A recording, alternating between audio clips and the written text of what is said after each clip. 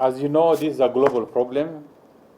The COVID-19 is a global problem. It's not only a Kenyan problem, but a serious global problem. Growth projections have been revised downwards. IMF gives a global growth of less than 1%. But for us, we are estimating at about 2.5%, but can go lower than that to 1.8 growth if the situation persists.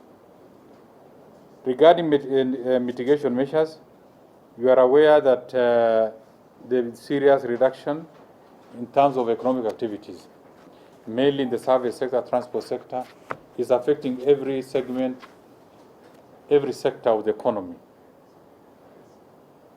And as a result of this, there are loss of jobs, loss of earnings, and there's general slackness of growth at all levels. And this might actually persist for a long time. The president, a few weeks ago, announced incentives to stabilize the economy, which has led to reduction of realizable revenue to the national treasury, the tune of about 172 billion of 1 year period.